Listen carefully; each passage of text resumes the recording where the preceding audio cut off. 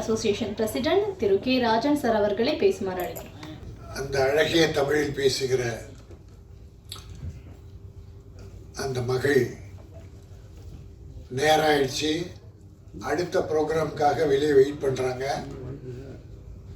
கொஞ்சம் சுருக்கமாக பேசணும் அப்படின்னு ஒரு வேண்டுகோள் எனக்கு மட்டும் வச்சாங்க. எல்லாரும் பேசிட்டாங்க, கடைசியில் நான் தான். அதுக்காக அந்த நங்கைக்கு மங்கைக்கு தமிழ்ச்செல்விக்கு என்னுடைய நன்றியை தெரிவிச்சுக்கிறேன். என் சுவாசமே மலையாளத்திலிருந்து படம் எடுத்தவங்க தமிழில் நல்ல டைட்டில் வைக்கிறாங்க.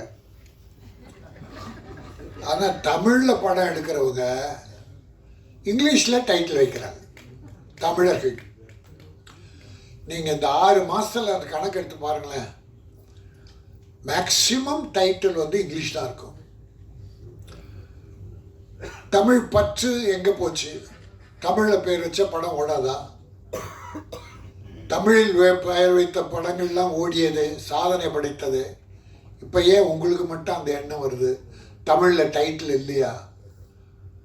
ஒரு அன்பு சகோதரர், மலையாள சகோதரருக்கு தெரிகிற அந்த நினைவு கூட நம்ம சகோதரர்களுக்கு இல்லையா என்ற வருத்தத்தை தெரிவிச்சுக்கிறேன். என் சுவாசமே உதயகுமார் அற்புதமாக பேசினார், பேரரசு பேசினார், தம்பி Rajesh music director and producer அவர் பேசினார். இந்த படம் 3 சாங், 2 லவ் சாங், ஒரு குத்து சாங், ரொம்ப நல்லா பண்ணியிருக்காங்க. நல்லா டைரக்டர் ரொம்ப நல்லா பண்ணியிருக்காரு. அப்புறம் ஒளிப்பதிவு இயக்குனர் அந்த ஒளிப்பதிவார் 2 இருக்கிறதால ரொம்ப காம்பாக்டாக அழகாக பண்ணியிருக்கார். நல்ல லொக்கேஷன்ஸ் எல்லாம் பண்ணியிருக்கார். அது என்னன்னா ஒளிப்பதிவாரை விட டைரக்டர் இருக்கிறதால கொஞ்சம் சீக்கிரமாக முடிச்சிடுவாங்க. அதுலேயும் மலையாள படங்கள்னும் போது தேவையில்லாத செலவுகள் எதுவுமே இருக்காது. அந்த படத்துக்கு என்ன வேணுமோ அதை மட்டும்தான் செலவு பண்ணுவாங்க. என்ன தேவையோ அதை பண்ணுவாங்க. அதனால் செலவு கம்மியாக இருக்கும். அது மட்டும் இல்லை, ஆர்டிஸ்ட் நடிக்கிறவங்க கதைக்காக ஹீரோவை தேர்ந்தெடுப்பாங்க. நம்மகிட்ட ஹீரோவுக்காக கதை நிறைய, எல்லாரையும் சொல்ல ஒரு 60% ஹீரோவுக்காக கதை பண்ணுறாங்க. ஆக கதைக்காக ஹீரோவை வைக்கும்போது தான் படங்கள் வெற்றி பெறுகின்றன. நீங்கள் எத்தனை படம் குடிசையில் மம்முட்டியும் மோகன்லாலும் வேட்டி சட்டை கடைசி வரைக்கும் மாற்றவே மாட்டாங்க. வேட்டி சட்டை தான் அப்படின்னா அதைத்தான் போடுவாங்க. உட்காந்து எல்லாரோட டீ சாப்பிடுவாங்க, எல்லாருக்கும் பரிமாறுற உணவு தான் தருவாங்க. ஆக அப்படிப்பட்ட ஹீரோக்கள் அங்கே இருக்காங்க. சிலர் இங்கே நம்ம ஆளுங்க இருக்காங்க, ப்ரொடியூசரோட நல்ல ஒத்துழைப்பு தருவாங்க. இது எல்லாத்தையும் விட இன்னொரு ஒரே ஒரு உதாரணம், அங்கே எவ்வளோ சிறப்பாக ஹீரோக்கள் ஒத்துழைப்பு தர்றாங்கன்றதில் மம்முட்டி ஒரு பெரிய உதாரணம். இங்கே ஏவிஎம் ஸ்டுடியோவில் ரூம்ஸ் இருக்குது, மேக்கப் ரூம் இருக்குது, ஏசி ரூம் இருக்குது, எல்லாம் இருக்குது. அன்றைக்கி எம்ஜிஆர் சிவாஜி எல்லாம் ஏவிஎம் ஷூட்டிங்னா அந்த ரூமில் இருந்து மேக்கப் போட்டு தான் எல்லா நடிகர்களும். ஆனால் ஏவிஎம்லேயே ஷூட்டிங் நடத்தாலும் கேரவன் வைக்கணும். இப்போ கேரவன் இல்லாமல் எந்த ஆர்டிஸ்டும் இல்லை. ஆனால் மம்முட்டி சொந்தமாக அவரே கேமரா வாங்கிட்டார். ப்ரொடியூசருக்கு அந்த செலவு வைக்கிறது இல்லை. கேரளாவிலேருந்து தமிழ்நாட்டில் ஷூட்டிங்காக கேரவன் இங்கே வந்துடுது. ஏன்னா தம்பி தேனப்பன் ஒரு படம் எடுத்தார். அந்த படம் பேர் பேரழகி என்று நினைக்கிறேன், பேரன்பு. அந்த படம் ஷூட்டிங் அப்போ என்னை அன்னைக்கு தான் இன்ட்ரோடியூஸ் பண்ணார் மம்முட்டிக்கு. இங்கே கோட்டூர்புரத்தில் ஷூட்டிங், நடு தெருவில் ஒரு கேரவன். அண்ணா இந்த கேரவன் யார் தெரியுமான்னு. என்ன யாரோ வாடகை விடுறவனா இருக்கும், ஒரு நாளைக்கு 15,000-20,000 ரூபா செலவாகுது. இல்லைன்னா இது மம்முட்டி சொந்தமாக வாங்குது. டீசல் முதல் கொண்டு அவர் தான் போட்டுக்குவார், டிரைவர் பேட்டா முதல் கொண்டு அவர் தான் கொடுப்பார். நாம் 3 கோடி 5 கோடி இல்லை 50 கோடி வாங்குகிறோம். அதில் ஒரு கேரவான் வாங்கி ப்ரொடியூசருக்கு ஒரு சின்ன செலவு கட்டுப்படுத்தக்கூடாதான்.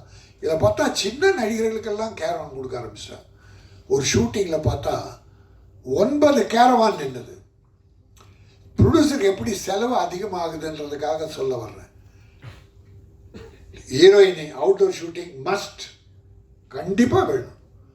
ஏன்னா தாய் லேடிஸ் அவங்களுக்கெல்லாம் ஒரு பாதுகாப்பு வேணும், ஹீரோக்கள் பாதுகாப்பு வேணும்.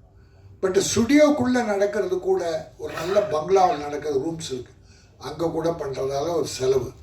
ஆனால் கேரளாவில் இப்படிப்பட்ட எந்த கடுக்காப்பி மம்முட்டியும் மோகன்லாலும் எல்லாரும் குடிக்கிற அந்த டீ எல்லாரும் சாப்பிடுவோம். ஆக இன்னைக்கு மருது பாட்டி எனக்கு கொஞ்சம் தமிழ் தெரியும்னுச்சு. நீங்கள் பேசுறது கொஞ்சம் தமிழில் கொஞ்சம் தமிழ், அழகிய தமிழ்.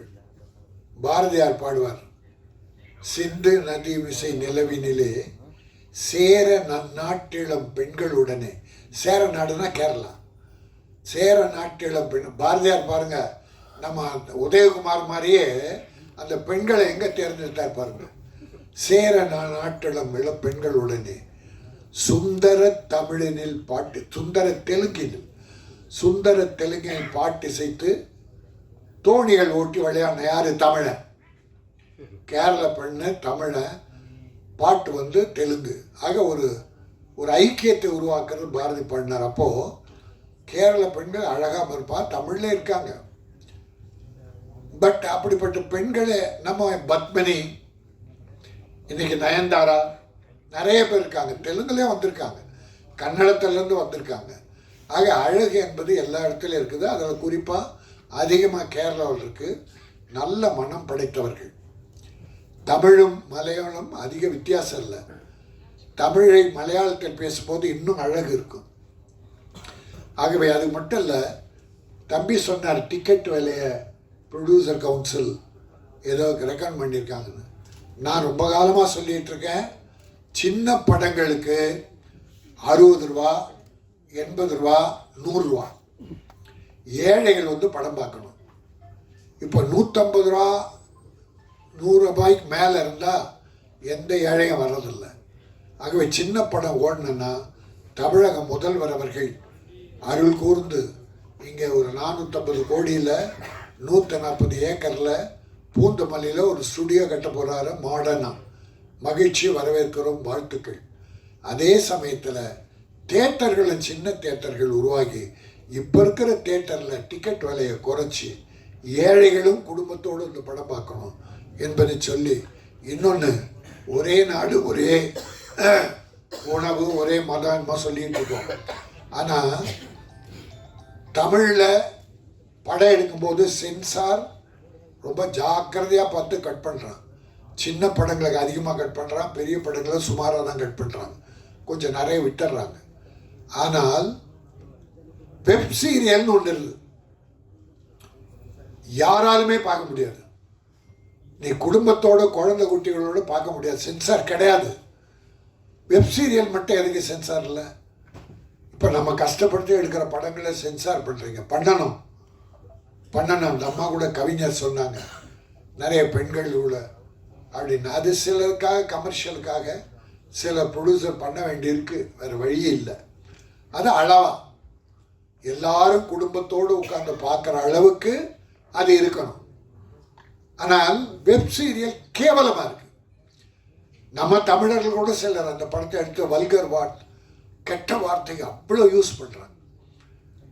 ஆக மத்திய அரசு வெப் சீரியலுக்கும் சென்சார் கொண்டு வரணும் என்பதை சொல்லி, இந்த என் சுவாசமே ஒரு அற்புதமான படைப்பாக வர வேண்டும்.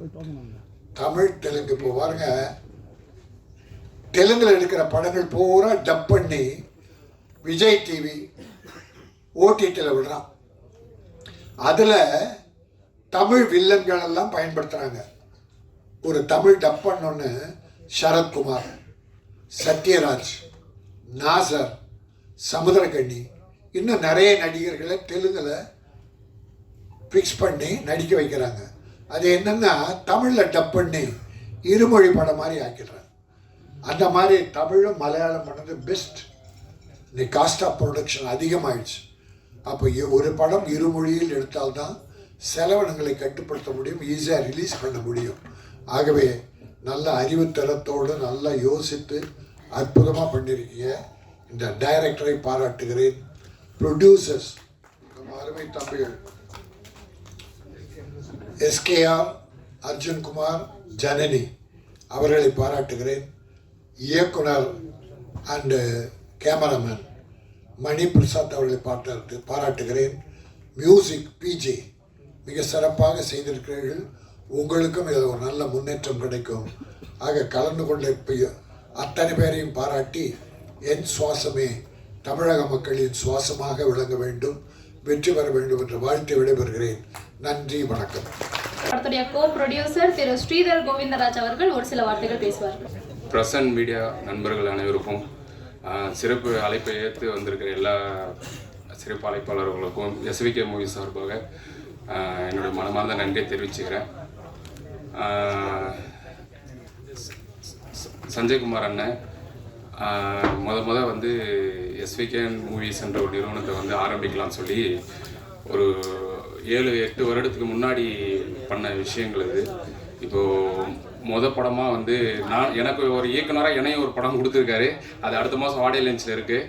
ஸோ என்னை ஒரு இயக்குனராக அறிமுகப்படுத்துறது மட்டும் இல்லாமல் தன்னோட கம்பெனியில் வந்து ஒரு கோ ப்ரொடியூசராக வந்து என்னை அவ்வளோ இதாக வச்சு அழகு பார்க்குறாரு. உண்மையிலேயே வந்து இந்த நேரத்தில் வந்து அண்ணாவுக்கு வந்து நான் நன்றி சொல்கிறேன். என்னென்னா அண்ணன் இந்த இடத்துல இல்லை, அவர் ஃபாரினில் இருக்கார். ஸோ அண்ணாவுக்கும் அன்னிக்கும் பசங்க எல்லாருக்குமே இந்த இடத்துல நன்றி சொல்லிக்கிறேன். அதோட என்னோட வந்து ரொம்ப வந்து டே நைட்டாக ஒர்க் பண்ணது வந்து ரமேஷ் அண்ணா, அவரும் கோ ப்ரொடியூசர் தான்.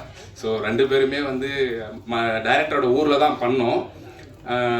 டைரக்டர் வந்து ஃபஸ்ட்டு கதை சொல்லிவிட்டு என்ன சொன்னாரோ அது விஷுவலாக அவர் வந்து கண்டிப்பாக இன்றைக்கி வரைக்கும் எடுத்து கொடுத்துட்டாரு. நாங்கள் ஃபஸ்ட்டு ஃபீல் பண்ண அந்த கதை கேட்கும்போது என்னவா விஷுவலேஷனாக என்னவா எங்களுக்கு கேட்டபோது இருந்ததோ அது ஒரு படத்தோட அவுட்புட்டாக இருக்குது. டைரக்டர் வந்து சில விஷயம் காம்ப்ரமைஸ் ஆக மாட்டார். அவர் விஷயத்தில் ரொம்ப இதாக இருப்பார், நிறைய சண்டை நடக்கும். ஆனால் அடுத்து அவர் 1/2 மணி நேரத்தில் சேர்ந்துக்கிற மாதிரியான ஒரு சண்டையாக இருக்கும். மணிபிரசாத் சாரை பற்றி சொல்லணும்னா வெரி டெடிக்கேஷன். அந்த மனசை வந்து ஏன்னா நான் இவங்க எல்லாருமே இருக்கும்போதே சொல்லணுன்ற ஒரு வார்த்தைக்காக தான் நான் இவ்வளோ நேரம் வெயிட் பண்ணேன். என்னென்னா அவரோட தம்பி வந்து அவர்கிட்ட அசிஸ்டன்டேட்டராக ஒர்க் பண்ணிட்டு இருந்தார். ஆன் ஸ்பாட்டில் வந்து மயங்கி விழுந்துட்டார். ஆக்சுவலி எடுத்துகிட்டு போனாங்க, அப்புறம் ஹாஸ்பிட்டலில் இறந்துட்டாப்புல. ஆன் ஸ்பாட்டில் நடந்தது இது. ஸோ நான் என்ன சொன்னேன்னா, சார் இன்றைக்கி ஷூட்டிங் பேக்கப் பண்ணிடலாம் சார், வேண்டாம் 2 டேஸ்க்கு விட்டுடலாம் சார் அப்படின்னா, இவர் என்ன பண்ணார், நேராக வீட்டுக்கு இல்லை அவன் வீட்டுக்கு எடுத்துகிட்டு போட்டோம், நான் ஷூட்டிங் முடிச்சுட்டு தான் போவேன்னு சொல்லி 6 மணிக்கு பேக்கப் பண்ணதுக்கப்புறம் போனார். அதே மாதிரி நான் நெக்ஸ்ட் டே சொல்கிறேன், சார் இல்லை சார் நான் இன்றைக்கி ஒரு நாள் லீவ் விட்றேன், நான் அண்ணாக்கிட்ட சொல்லிக்கிறேன் சார் வேண்டாம் அப்படின்னு. இல்லை சார் அப்படின்னு, நீங்கள் காலையில் ஷூட்டிங் 9 மணிக்கு நான் வந்துடுவேன் சார், அதே மாதிரி நீங்கள் பிளான் பண்ணுங்க சார், எதுவும் மாற்றாங்கிறாரு. காலையில் 9 மணிக்குள்ளே தம்பியே எல்லா விஷயங்களும் எல்லா சடங்கும் முடிச்சுட்டு திரும்ப காலையில் 9 மணிக்கு வந்து நின்னார் அந்த மனது. அந்த அளவுக்கு சினிமாவை நேசிக்கக்கூடிய ஒரு நல்ல மனிதர். ஸோ எங்களை பொறுத்த வரைக்கும் என்னென்னா எஸ்விகே மூவி சார்பில் அண்ணா எங்கிட்ட சொல்லியிருக்க ஒரே ஒரு விஷயம் என்னென்னா, நல்ல படங்களை வந்து நம்ம வந்து கொடுக்கணும் நம்ம பேனர்லன்றது மட்டும்தான். அது வந்து இப்போது கரெக்டாக கொண்டு போயிட்டுருக்கும்னு நினைக்கிறேன். ஸோ இந்த நேரத்தில் அண்ணாவுக்கு குடும்பத்தாருக்கும் இவ்வளோ தூரம் நல்ல ஒரு படத்தை கொடுத்த மற்ற டெக்னீஷியன்ஸ், உண்மையிலே சொல்கிறேன், மணிபிரசாத் சாரை தாண்டி அவங்களுடைய எல்லா டெக்னீஷியன்ஸுமே வந்து அவ்வளோ சூப்பரான ஆட்கள். டெடிக்கேஷன் யாருமே புதுசு கிடையாது, எல்லாம் ஒரு 20-25 வருஷம் எக்ஸ்பீரியன்ஸு. அவ்வளோ சூப்பராக ஒரு படத்தை கொடுத்துருக்காங்க.